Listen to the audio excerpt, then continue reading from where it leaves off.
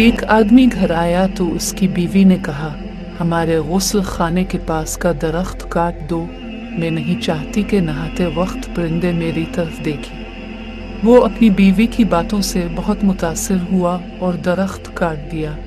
वक्त गुजर गया। एक दिन वो गैर मुतवक्के तौर पर घर आया और अपनी बीवी को किसी मर्दाल के साथ मशगूल थी। उसे बहुत दुख हुआ।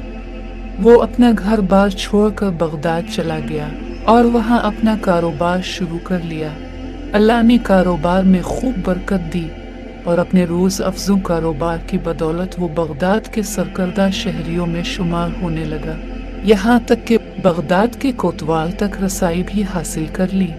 एक दिन कोतवाल के घर चोरी हो गई। पुलिस ने मुजरिम का सुराग लगाने और पकड़ने की बहुत कोशिश की, लेकिन नाकाम रही। उसने देखा कि एक शेख का कोतवाल के घर आना जाना है और कोतवाल उनकी बेहद तज़ीम करता है, लेकिन एक बात इसकी समझ में नहीं आती थी कि शेख आधे पाँव पर चलते हैं, पूरा पाँव ज़मीन पर क्यों नहीं रखते। उसने किसी से वजह पूछी तो उसे बताया गया, ये पूरा पाँव ज़मीन पर इसलिए नहीं रखते कि कहीं कीड़े मकोड़े ना कुछ ले जाएं। वो शख्स फौरन कोतवाल के पास गया और उसे कहा, जान की अमान हो तो अर्ज है, आपकी चोरी इस शेख ने की है। जब तहकीक की गई तो माल मसरूका इसी शेख से बरामद हुआ। कोतवाल ने हैरानी से कहा, हमने तो कभी सोचा भी नहीं था कि ये शेख भी ऐसा कर सकते हैं, तुम्हें कैसे मालूम हुआ?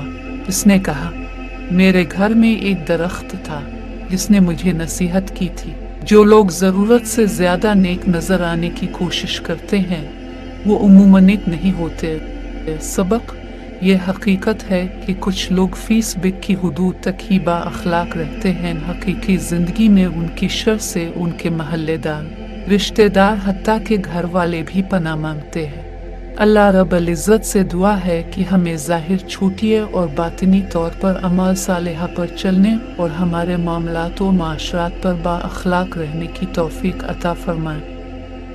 आमीन।